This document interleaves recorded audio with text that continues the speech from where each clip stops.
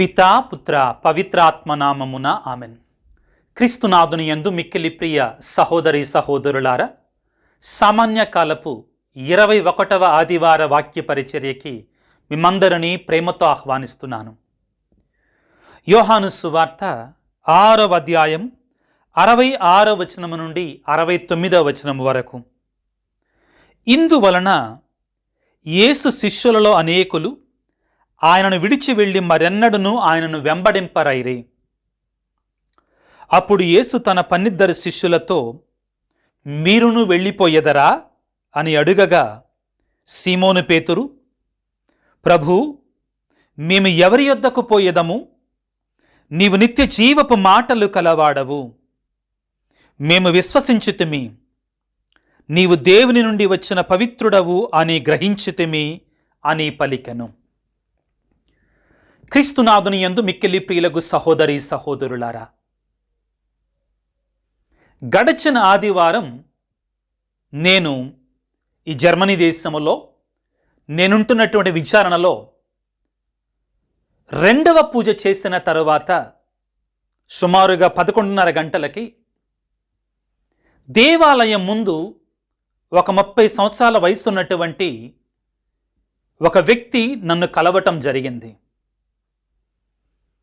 ఆ వ్యక్తి మొదట నన్ను కలిసిన వెంటనే, ఫాదర్, ఈరోజు చక్కని ప్రసంగాన్ని ప్రసంగించారు అని అభినందించాడు. ఆ తరువాత, క్రీస్తు ప్రభువు మీరు మనుష్య కుమారుని శరీరమును భుజించి ఆయన రక్తమును త్రాగితే తప్ప మీలో జీవము ఉండదని మీతో నిశ్చయముగా చెప్పుచున్నాను అని యేసు పలికిన మాటలని చాలా వివరంగా స్పష్టంగా మాకు తెలియజేశారు అని పలికి ఈ విధంగా చెప్పనారంభించారు. ఫాదర్, నేను ఒక నాన్ క్యాథలిక్, కథోలికేతర క్రైస్తవుణ్ణి, కథోలికుణ్ణి కాదు. ప్రారంభములో ఒక సంవత్సరం క్రితమే నేను కథోలిక శ్రీసభలోనికి వచ్చి జ్ఞానస్నానాన్ని తీసుకొని దివ్య సప్రసాదాన్ని స్వీకరిస్తున్నాను. ఇప్పుడు నాకు చాలా సంతోషంగా ఉంది అని పలికి అన్నాడు. ఇంతకు మునుపు నేను ఫ్రీ చర్చెస్, ఏదో ఒక చిన్న సంఘానికి వెళ్ళేటువంటి వాణ్ణి.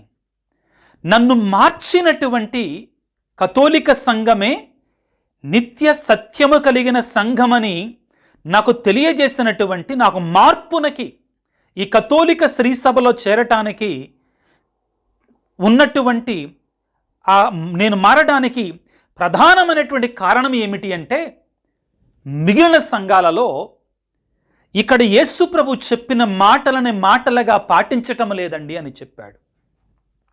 జరిగిన సంఘటన ప్రియులారా, గడచినటువంటి ఆదివారం ఇక్కడ జర్మనీలో పూజ అయిన తర్వాత ఏమని చెప్పాడు అంటే, అక్కడ ఆ ప్రభు బల్ల ఆరాధన జరిగిన తర్వాత దానిని స్వీకరించేటప్పుడు అది జ్ఞాపకార్థం మాత్రమే. అందులో 100కి 100 పాళ్ళు ముమ్మాటికి యేసు ప్రభు లేడు అని వాళ్ళు నమ్ముతారు. It is only a symbol, it is only in memoria. కానీ యేసు ప్రభు ఇక్కడ చాలా స్పష్టంగా తెలియజేస్తున్నాడు. ఏమిటి? మీరు మనుష్య కుమారుని శరీరమును భుజించి అతని రక్తమును త్రాగితే తప్ప మీలో జీవము ఉండదని మీతో నిశ్చయముగా చెప్పుచున్నాను అని పలికాడు. ఇది ప్రధానమైన కారణమండి నేను కథోలిక స్త్రీ సభలోనికి మారడానికి అని చెప్పాడు. అవును క్రీస్తునందు ప్రియులకు దేవుని బిడ్డలారా, ఈ ఆధునిక ప్రపంచములో కూడా, ఈ ఆధునిక కాలంలో కూడా చాలా సంఘాలు, కథోలికేతర సంఘాలు అప్పుడప్పుడు అమావాస్యకి పౌర్ణానికి వారు బల్ల ఆరాధన అంటారు. కానీ వారికి కథోలిక విశ్వాసం బోధిస్తున్నట్లుగా, ఈ పరిశుద్ధ బైబిల్ గ్రంథం బోధిస్తున్నట్లుగా ఈ బల్ల ఆరాధనలో ఉండేటువంటి ఆ రొట్టె కానీ ఆ రసము కానీ జ్ఞాపకార్థం మాత్రమే, కానీ దానిలో 100కి 100 పాళ్ళు ముమ్మాళ్ళు యేసు ప్రభు సజీవంగా ఉన్నాడు అని వారు విశ్వసించరు. అందుకనే ప్రియులారా, ఒక్కసారి ఆ ఆరాధన అయిపోయిన తర్వాత ఆ రొట్టెకి ఆ రసానికి ఇంక విలువ ఉండదండి వాళ్ళల్లో. కానీ కథోలిక విశ్వాసములో వేరు ప్రియులారా. ఏమిటి? దివ్య బలి పూజ అయిన తర్వాత కూడా దివ్య సప్రసాదముగానే ఉండిపోతుంది. ఒక్కసారి రొట్టె రసము క్రీస్తు శరీర రక్తాలుగా మారిన తర్వాత అవి అలానే ఉండిపోతాయి. ఇది కథోలిక విశ్వాసం ప్రియులారా, బైబిలు విశ్వాసం ప్రియులకు దేవుని బిడ్డలారా. కాబట్టి కథోలికులముగా ప్రథమంగా ఈ తేడాని మనం గుర్తించాలి. వారికి మనకున్నట్టు తేడాని. కథోలిక విశ్వాసం బైబిలు ఆధారంగా క్రీస్తు ప్రభు చెప్పినట్లుగా మానవాళి జీవించటము కొరక నేనిచ్చు ఆహారము నా శరీరమే అని పలికాడు. పానము చేయటానికి నేను ఇచ్చేటువంటిది నా రక్తమే అని పలికాడు. ఆ కడరా భోజన సమయంలో యేసు ప్రభు ప్రియులారా, ఇది నా శరీరానికి జ్ఞాపిక అనలా, ఇది నా రక్తానికి జ్ఞాపకం అనలా, ఇది నా శరీరము, దీనిని తీసుకొని మరి భుజించండి, ఇది నా రక్తముతో కూడినటువంటి పానపాత్రము, దీనిని తీసుకొని మీరు పానము చేయండి అన్నాడు. అవును ప్రియులారా, అయితే ఇక్కడ మనం గుర్తుంచుకోవలసింది ఏమిటి అంటే, దీనిని నా జ్ఞాపకార్థము చేయండి అని పలికాడు చివర్లో యేసు ప్రభు. 1 కొరింథీ పత్రిక 11వ అధ్యాయంలో 23వ వచనం నుండి కూడా అదే పలుకుతారు పౌలు గారు. అయితే దాని యొక్క పరమార్థం ఏమిటి అంటే, ఈ శరీరముగా ప్రభు శరీరముగా మారినటువంటి ఆ దివ్య సప్రసాదం యేసు ప్రభు జ్ఞాపకం అంటే అది గుర్తుగా మాత్రంగా సింబల్గా అని చెప్పలేదండి యేసు ప్రభు. ఏమని చెప్పాడు? నా నిజమైన శరీరాన్ని మీరు భుజించినప్పుడల్లా నా మరణాన్ని మీరు జ్ఞాపకం చేసుకోండి అన్నాడు. అది చెప్పింది యేసు ప్రభు. నా మరణానికి, నా త్యాగానికి, నా అర్పణానికి దాన్ని మీరు జ్ఞాపకం చేసుకోవాలి. మరలా చెయ్యండి. నేను ఎటువంటి త్యాగాన్ని చేశాను మీరు జ్ఞాపకం చేసుకోవాలి. దానిని చెప్పాడు ప్రియులకు దేవుని బిడ్డలారా. కానీ దాన్ని పట్టుకొని అర్థం తెలియనటువంటి వారు ఏమంటారంటే, లేదు ఆ రొట్టె జ్ఞాపకార్థం మాత్రమే, అందులో నిజంగా యేసు ప్రభువు లేడు అన్నట్టుగా మాట్లాడుతుంటారు. ఒకవేళ ఇప్పుడు ముఖ్యమైన అంశానికి వద్దాం ప్రియులారా. యేసు ప్రభువే ఒకవేళ ఈ రొట్టె దివ్య సప్రసాదంగా మారిన తర్వాత అది ఒక గుర్తు మాత్రమే, ఒక సింబల్ మాత్రమే, ఒక సంజ్ఞ మాత్రమే. ఈ పాత్రలో ఉన్నటువంటి ద్రాక్షారసం అనేటువంటిది ఆ ఎపిక్లేసిస్ గురువు ఇది నా రక్తము కూడినటువంటి పానపాత్రము అని పలికిన తరువాత కూడా అది ద్రాక్షారసముగానే ఉండిపోయినట్లయితే, ప్రభు రక్తంగా పూర్తిగా మారకపోతే యూదులు వెళ్ళాల్సిన అవసరం లేదు. ఈరోజు వాక్యం ఎక్కడ ప్రారంభమవుతుంది? యోహాను సువార్త 6వ అధ్యాయము 66వ వచనములో, ఇందువలన ఆయన శిష్యులలో అనేకులు ఆయనను విడిచి వెళ్ళి మరెన్నడను ఆయనను వెంబడింపరైరి. ఎందుకు వెళ్ళారు వీళ్ళు? ఏం కష్టం వచ్చింది? ఏంది వాళ్ళు వినలేకపోయారు? వాళ్ళు అంటారండి అప్పుడు, మేము ఈయన చెప్పేటువంటి వాటిని వినలేకపోతున్నాం, తట్టుకోలేకపోతున్నాం, ఇవి మేము వినలేకపోతున్నాం ఆయన అక్కడ ఉన్నటువంటి వారు అంటారు పిల్లరా. అయినా కానీ యేసు ప్రభు స్పష్టముగా, చాలా స్పష్టముగా తెలియజేస్తాడు పిల్లరా.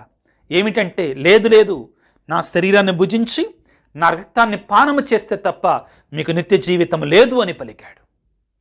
అప్పుడు యూదులు అనేకులు యేసు ప్రభును విడిచి వెళ్ళిపోయారు. అప్పుడు యేసు ప్రభును అనుసరిస్తున్న శిష్యులలో కూడా చాలామంది విడిచి వెళ్ళిపోయారు. ఈ వాక్యం ప్రియులారా మన విశ్వాసానికి, కథోలిక విశ్వాసానికి, రక్షణకి, నిత్య జీవితానికి అత్యంత ప్రధానమైనటువంటిది. ఇది వేద సత్యం. ఏది వేద సత్యం?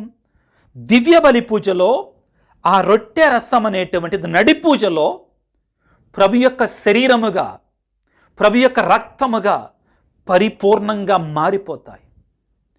ఆకారములో, రంగులో, రుచిలో అది అలానే ఉండొచ్చు. కానీ అది ముమ్మాటికి కూడా ప్రభు యొక్క శరీర రక్తాలుగా మారిపోతుంది. యూదులు ఎందుకు వెళ్ళిపోవలసి వచ్చింది? ఈ మాటలు విన్నప్పుడు వాక్యాన్ని చదువుకుంటాం. ఎప్పుడైతే యేసు ప్రభు నా శరీరమును భుజించి నా రక్తమును పానము చేస్తే తప్ప మీలో నిత్య జీవితము లేదు అని ఖరాఖండిగా చెప్పినప్పుడు ఇది వినలేకపోతున్నాం మేము అని వెళ్ళిపోయారు. ఎందుకని? ముఖ్యమైన కారణం ఉంది ప్రియులారా. లేవియ కాండములో ప్రభు అయిన యావే ఇశ్రాయేలు ప్రజలకు చేసిన కట్టుబాటులో ఏమిటి అంటే యూదులు రక్తాన్ని తాగకూడదు. ఇక్కడ అసలైన విషయం అండి. ఎందుకు యూదులు వెళ్ళిపోయారు? యూదులు రక్తాన్ని తాగకూడదు. ఒకవేళ పాప పరిహార బలి, కృతజ్ఞతా బలి, ఒక గొర్రె పిల్లనో ఒక మేక పిల్లనో ఒక దూడనో దేవునికి సమర్పించినా కానీ పాత నిబంధన గ్రంథం ప్రకారం దేవుడు ఆజ్ఞ జారీ చేసినట్లుగా ఆ రక్తాన్ని కిందికి వదిలివేయాలి. కొంత రక్తాన్ని తీసి పీఠం మీద చల్లాలి, ప్రజల మీద చల్లాలి పాప ప్రోక్షణ కొరకై. అంతేకాని రక్తాన్ని మాత్రం తాగకూడదు. కారణం రక్తములో ప్రాణముండును. ప్రభు చేసిన కట్టుబాటు. ఇప్పుడు మీకు అర్థం అవ్వాలి ఏంటి? యూదులు ఎందుకు వెళ్ళిపోయారు? యేసు ప్రభు అన్నాడు, నా రక్తాన్ని మీరు పానము చెయ్యాలి అన్నాడు, నా శరీరాన్ని మీరు భుజించాలి అన్నాడు. కాబట్టి ప్రియులారా, అసలైనటువంటి అంశం ఇది ప్రియులారా. ఎందుకు యూదులు యేసు ప్రభు నా శరీరాన్ని మీరు భుజించాలి, నా రక్తాన్ని మీరు పానము చెయ్యాలి, నేను మీరు జీవించుటకై ఇచ్చేటువంటి ఆహారము నా శరీరము నా రక్తం అని పలికినప్పుడు వెళ్ళిపోయారు అంటే రక్తం అనేటువంటిది అనర్హమైనటువంటిది. కాబట్టి యూదుల యొక్క సిద్ధాంతం ప్రకారం వారు దానిని విశ్వసించలేకపోయారు. కానీ ఇప్పటికీ కూడా మనం క్రైస్తవులమయ్యుండి ఎన్నో సంఘాల వారు ప్రియులారా, లేదు ఆ రక్తములో ఆ పానపాత్రములు నిజంగా యేసు ప్రభు రక్తము లేదు అంటే యూదులకి మనకి తేడా లేదు. ఇంకా ప్రభు చాలా స్పష్టంగా చెప్తున్నాడు. చాలామంది వెళ్ళిపోయారు. ఈ మాటలు కఠినమైనవి, దీనిని ఎవడు భరించగలడు అని వెళ్ళిపోయారు. కానీ ప్రియులారు, ఇప్పుడు జరుగుతున్నట్టు విషయాన్ని చూడండి. యోహాను సువార్త 6వ అధ్యాయం 66వ వచనం. ఇందువలన ఆయన శిష్యులలో అనేకులు ఆయనను విడిచి మరి ఎన్నడూను ఆయనను వెంబడింపరైరి. అప్పుడు యేసు తన 12 శిష్యులతో, మీరును వెళ్ళిపోయేదరా అని అడుగగా, సీమోను పేతురు, ప్రభువా, మేము ఎవరి యొద్దకు పోయేదము? నీవు నిత్య జీవపు మాటలు కలవాడవు, మేము విశ్వసించితిమి. నీవు దేవుని నుండి వచ్చినట్టు పవిత్రుడవని గ్రహించితిమి అని పలికెను. క్రీస్తునాథుని యందు మిక్కిలి ప్రియులకు సహోదరి సహోదరులారా, కథోలిక విశ్వాసానికి అత్యంత ప్రధానమైనటువంటివి 2 ప్రియులారా. ఒకటి దివ్య సంస్కారము, రెండవది దేవుడిచ్చినటువంటి దేవుని యొక్క వాక్కు. కానీ ఇతర సంఘాలకి వాక్కు మాత్రమే, దివ్య సంస్కారాలు లేవు. ఉన్నా కానీ 1, 2 అంత ప్రాధాన్యతనివ్వరు. ఈ దివ్య సంస్కారాలలో కూడా కథోలికులకి దివ్య సప్రసాదం అత్యంత ప్రధానమైనటువంటిది. ఈ దివ్య బలి పూజలో జరిగేటువంటి ఆత్మీయ కార్యాన్ని మీరు ఒకసారి చూడండి. ప్రధానమైనటువంటి 2 బల్లలు ఉంటాయి. ఏంటి ఆ 2 బల్లలు? నేను బల్లలను మీకు అర్థం కావటానికి చెప్తున్నాను. 2 ఆల్టర్స్, 2 పీఠాలు ఉంటాయి. ఏమిటి? వాక్కు బల్ల, వాక్కు పీఠము. రెండవది రొట్టె బల్ల, దివ్య సప్రసాద బల్ల. ఇవి 2 కూడా 2 కళ్ళు కథోలిక విశ్వాసానికి. ఈ 2లో ఏ కన్నును తీసేసినా కానీ కథోలిక విశ్వాసం సగమైపోతుందండి, పరిపూర్ణమైనటువంటిది కాదు. కాబట్టి ప్రియులకు దేవుని బిడ్డలారా, కథోలిక విశ్వాసానికి 2 ప్రధానమైనటువంటి బల్లలు. ఒకటి వాక్కు బల్ల, విశ్వాసులు మొదటి పట్టణాన్ని, 2వ పట్టణాన్ని, అదేవిధంగా ఆ యొక్క సువార్తని ఆ బల్ల నుండి చదివి బోధిస్తారు. అది అయిన తర్వాత వాక్కు మనల్ని దివ్య సప్రసాద బల్లకి, దివ్య పూజా బల్ల, అది కూడా భాగమే. ఆ రొట్టె బల్ల అంటారు అర్థం చేసుకోవడానికి. ఆ దివ్య సప్రసాదాన్ని, ఆ దివ్య బలి పూజ సమర్పించేటువంటి ఆ పీఠం వద్దకు మనం నడుస్తాం. కాబట్టి ప్రియులారా, కథోలిక విశ్వాసం పరిపూర్ణమైనటువంటి విశ్వాసం. ఆ కథోలికుడిగా మారినటువంటి ఆ వ్యక్తి గడచినటువంటి ఆదివారం ఈ జర్మనీ దేశంలో నాకు నాతో పంచుకున్న మాట సత్యం ప్రియులారా. కథోలిక విశ్వాసం పరిపూర్ణమైన విశ్వాసం. కథోలిక విశ్వాసమే నిత్య సత్య విశ్వాసం అతను పలికినటువంటి. ఈనాడు పేతురు గారు పలికినట్టు మాటని కొంచెం ధ్యానం చేయడానికి ప్రయత్నం చేద్దాం. ఏమన్నాడు? ప్రభు, మేము ఎవరి యొద్దకు పోయేదము, నీ వద్ద కలవు నిత్య జీవపు మాటలు. క్రీస్తు ప్రభువు నిత్య జీవపు మాటలు కలిగినటువంటి వాడు. ప్రభునందు ప్రియులారా, యోహాను సువార్త 1వ అధ్యాయం 1వ వచనములో ఆదిలో వాక్కు ఉండెను, ఆ వాక్కు దేవుని వద్ద ఉండెను, ఆ వాక్కే దేవుడై ఉండెను అని రాయబడి ఉంది. యోహాను సువార్త 1వ అధ్యాయం 14వ వచనములో ఆ వాక్కు మానవుడై మన మధ్య నివసించను అని పలుకుతుంది. క్రీస్తు ప్రభు ఎవరు?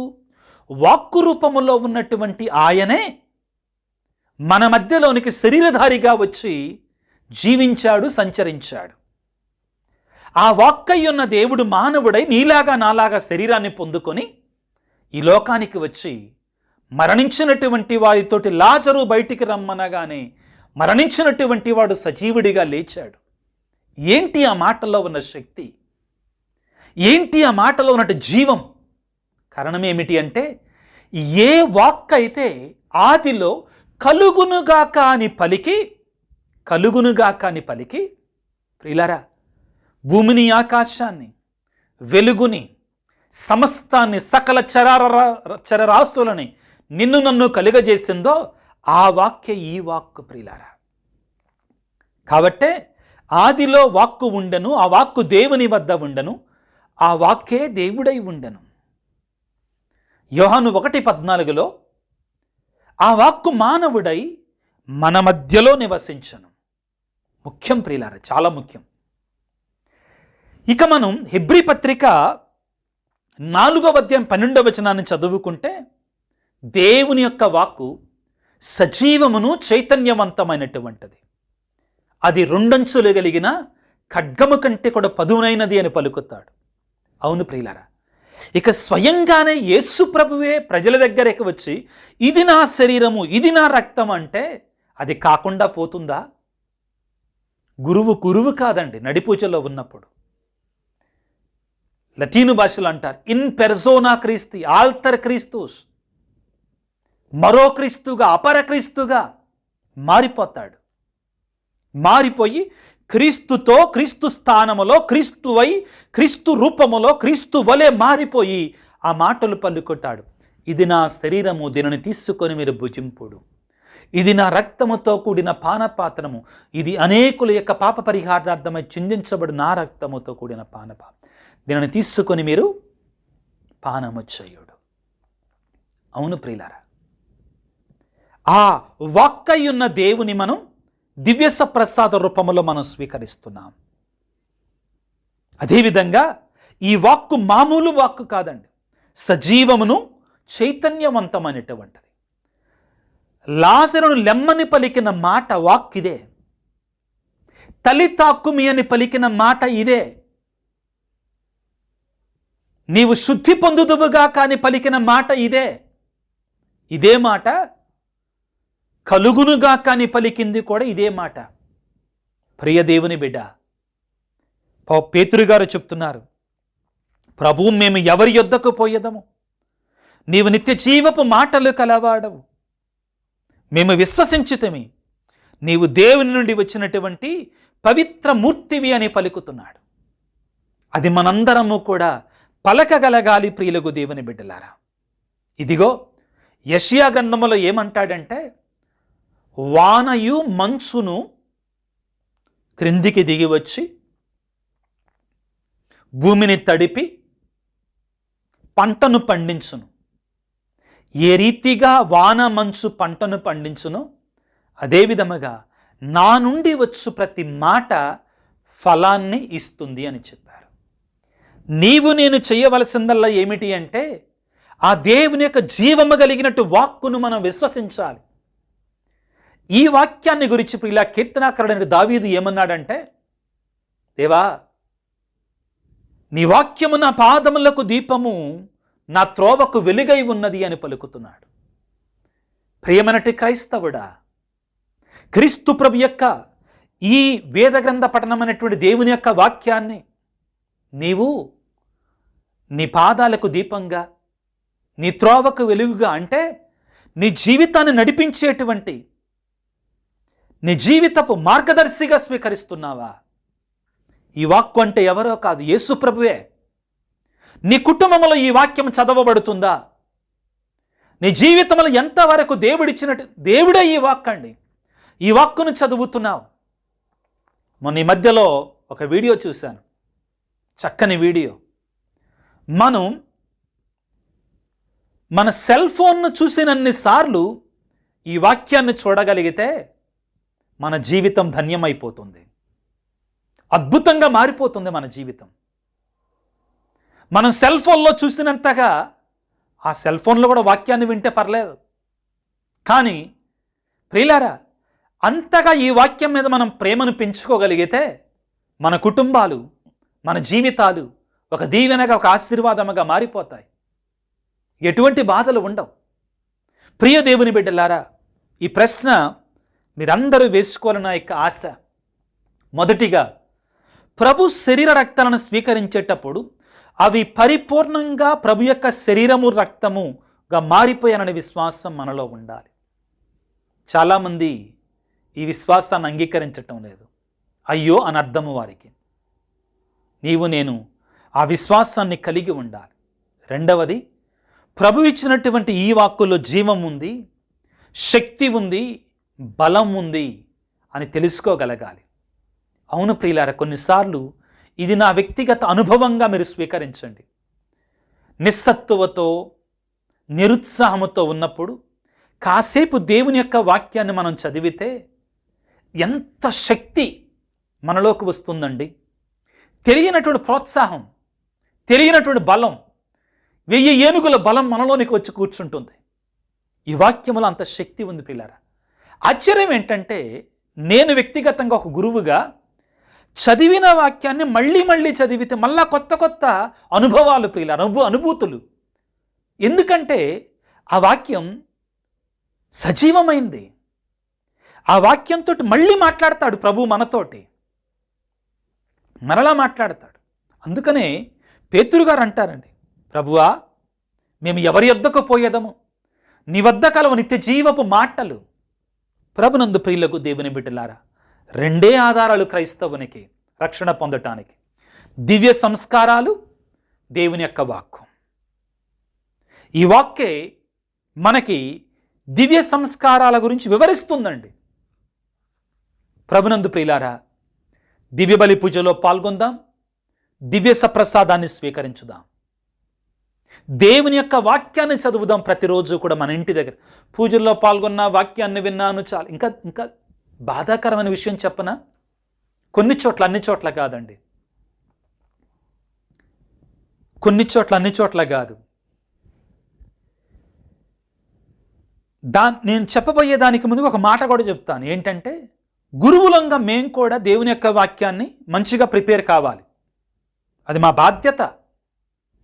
కానీ కొన్ని చోట్ల ఆ వాక్యం మంచిగా ఉంటుందా ఉండదా అని తెలియక ముందే ప్రసంగం వస్తుందంటే బయటికి వెళ్ళిపోతారు. ఇంకా ఈ ఆధునిక ప్రపంచంలో ప్రసంగం చెప్తుంటే సెల్ ఫోన్లో. మనకు దీవెనకరం కాదు ప్రియులారా. అవును, ఈ ఆధునిక మానవుడికి దేవుని యొక్క వాక్యం వినడం అంటే బోరు కొట్టుద్దండి. మీకందరికీ ఒక సత్యం చెప్పనా? ఏంటంటే, లయోలా కాలేజీలో విజయవాడలో పూదోట జోజయ్య ఫాదర్ గారు ఉంటారు. ఆయనతో నేను ఒకసారి మాట్లాడినప్పుడు దేవుని యొక్క వాక్యం ఎలాగ బోధించాలంటే ఆయన నాతోటి చెప్పిన మాట, ఫాదర్ మీరు కాదు చెప్పేది వాక్యం, మీరు గుర్తుంచుకోండి. ఆయన కొంచెం కఠినంగానే చెప్తాడు, కొన్ని విషయాలు సత్యాలు చెప్తాడు. మీరు కాదు బోధించేది దేవుని యొక్క వాక్యాన్ని, మీరు గుర్తుంచుకోండి. వాక్యమే వాళ్ళతో మాట్లాడుద్ది, మీరు ఊరికే వాక్యాన్ని చెబుతూ ఉండండి అంతే. వాక్యమే వాళ్ళతో మాట్లాడుద్ది. మాట్లాడాలి, వాళ్ళు వినాలి. అప్పుడు దేవుడు వాళ్ళతో మాట్లాడతాడు. దేవుడు ఎప్పుడు కూడా బలవంతం చేయడండి, జుట్టు పట్టుకొని కూర్చోబెట్టడో. అన్నిటికంటే ఎక్కువ దేవుడు మనకిచ్చేది ఏం తెలుసా? ఫ్రీడమ్ అండి, స్వేచ్ఛ. ఆది మానవుడైనట్టు ఏవమ్మ ఆదాములకు ఇచ్చింది స్వేచ్ఛే. ఇన్నున్నాయి, అన్నీ తినండి, అదొక్కటి తినొద్దు, కానీ అదొక్కటే కావాలి నాకు. మనం కూడా అంతే. కానీ దురదృష్టం ఏంటంటే ఈ ఆధునిక ప్రపంచంలో చాలా ఉన్నాయండి. దేవుని యొక్క వాక్యం ఒక్కటైపోయింది ఇప్పుడు. ప్రభునందు ప్రియులారా, ఈ దేవుని యొక్క వాక్యం పేతురు గారు ఈరోజు ప్రభువుతో పలుకుతున్నారు. ప్రభువా, మేము ఎవరి యొద్దకు పోయేదము, నీ వద్ద కలవ నిత్య జీవపు మాటలు. మేము ఎవరి యొద్దకు పోదాం? ఆయన నిత్య జీవాన్ని మనకిస్తాడు, మనకు శక్తినిస్తాడు, మనల్ని దీవిస్తాడు, ఆశీర్వదిస్తాడు. ప్రియులకు దేవుని బిడ్డలారా, నీవు నేను ఏం చేస్తున్నావు? అలనాడు యూదులు వెళ్ళిపోయినట్లుగా, కొంతమంది శిష్యులు వెళ్ళిపోయినట్లుగా నీవు కూడా వెళ్ళిపోతున్నావా ప్రభువు నుండి? ప్రభువుకు దూరం అయిపోతున్నావా? దేవుని యొక్క వాక్యము నుండి దూరం అవుతున్నావా? దివ్య సంస్కారాల నుంచి దూరం అవుతున్నావా? దివ్య బలిపూజ నుండి దూరం అవుతున్నావా? దివ్య సప్రసాదం నుండి దూరం అయిపోతున్నావా? ప్రియమైన బిడ్డ, ఈరోజు ఒక నిర్ణయం తీసుకో. యేసయ్యతో ఈ మాట చెప్పు, ప్రభువా, ఇక నుండి నేను నీవాడిగా నీదానిగా ఉంటానయ్యా. పేతురు గారు పలికినట్లుగా ఎవరి యొద్దకు పోయేదమయ్యా? నీ వద్ద కలవ నిత్య జీవపు మాటలు అని ప్రభు వద్దకు వెళ్ళి ఆయన నిత్య జీవపు మాటలని, ఆయన పరలోకపు విందుని ఎక్కువసార్లు తరచుగా స్వీకరించి దేవునికి కృపను పొందటానికి కావాల్సిన దీవెనలు, ఆశీర్వాదాలు మనందరికీ ప్రసాదించమని తలలు వంచి ప్రార్థన చేసుకుందాం. సర్వశక్తిమంతుడా, సర్వోన్నతుడా, ప్రేమగల తండ్రి, దివ్య సప్రసాద రూపములో, వాక్కు రూపములో మా యుద్ధకు వేంచేయుచున్నటువంటి యేసురాజా, నీకు స్తోత్రాలు, వందనాలు. అవును ప్రభువా, దివ్య సప్రసాదంలో నువ్వు సజీవుడిగా ఉన్నావనే విశ్వాసాన్ని మాలో బలంగా నింపండి. ఎప్పుడైతే మీరు నా శరీరాన్ని భుజించిన రక్తాన్ని పానము చేస్తే తప్ప మీలో నిత్య జీవితం ఉండదని పలికావో, చాలామంది యూదులు వెళ్ళిపోయారు. ఈ కాలంలో కూడా చాలామంది క్రైస్తవులమని చెప్పుకుంటా కూడా నీవు దివ్య సప్రసాదంలో సజీవుడిగా ఉన్నావని కూడా ప్రకటించటం లేదు, విశ్వసించటం లేదు. అయితే కథోలికులమైన మాలో కూడా చాలామంది ఆ దివ్య సప్రసాదంలో నీవు ఉన్నావని గ్రహించకుండా స్వీకరిస్తున్నాం, విశ్వాసరహితులముగా జీవిస్తున్నాము. తండ్రి, మమ్ము క్షమించండి. అదే రీతిగా ఈ వాక్యములో ప్రభువా నీవు సజీవుడిగా ఉన్నావని, ఈ వాక్యం నిత్య జీవపు మాటలు కలిగినదని మేము నమ్మటానికి మాకు శక్తినివ్వండి ప్రభువా. ఈ వాక్యములో ఉన్న జీవాన్ని మేము పొందుకోవడానికి, ఎక్కువగా ఈ వాక్యాన్ని చదవడానికి, శక్తిని పొందడానికి మమ్ము దీవించండి ప్రభువా. ఈ వాక్య పరిచర్యలో పాల్గొన్నటువంటి నీ బిడ్డలను దీవించండి, ఆశీర్వదించండి. వారి కుటుంబాలను దీవించండి. వారు చేయుచున్న ప్రతి పనిని మీరు దీవించమని, ఆశీర్వదించమని వేడుతున్నాను. ముఖ్యంగా ప్రభువా, అనారోగ్యముతో బాధపడుతున్న ప్రతి బిడ్డను మీరు దీవించండి నాయన. శాంతి సమాధానం బిడ్డలకి నీ శాంతిని, నిజమైన సమాధానాన్ని ప్రసాదించండి. వేదనలతో బాధలతో ఉన్నటువంటి వారు, వివిధ రకాలైనటువంటి కష్టాలలో ఉన్నటువంటి వారు, ఎవరైతే ఫోన్ల ద్వారా, యూట్యూబ్లో మెసేజ్ల ద్వారా తమ మనస్సులలో ఫాదర్ గారు మా కొరకే ప్రార్థిస్తే బాగా అనుకుంటున్నారు, వారందరిని ప్రభువా నీ దక్షిణ హస్తాన్ని ఎత్తి దీవించమని, ఆశీర్వదించమని, నీ పరిశుద్ధాత్మ శక్తితో నింపమని, ఆశీర్వదించమని మా ప్రభు అయిన క్రీస్తు ద్వారా వేడుకొనుచున్నాము తండ్రి, ఆమెన్. ప్రభువు మీతో ఉందురుగాక, మీ ఆత్మతో ఉందురుగాక. సర్వశక్తి గల సర్వేశ్వరుడు పిత, పుత్ర, పవిత్రాత్మ మిమ్ము మీ కుటుంబాలను చల్లగా దీవించి ఆశీర్వదించి కాపాడుదురుగాక. God bless you. దేవుడు మిమ్ము దీవించుగాక. ఆమెన్. ప్రియులకు దేవుని బిడ్డలారా, నేను మీ అందరి కొరకై ప్రార్థన చేస్తున్నాను. మీరు కూడా నా కొరకై ప్రత్యేకంగా ప్రార్థించవలసిందిగా మనవి చేస్తున్నాను. God bless you. ప్రభునాములు అందరికీ వందనాలు.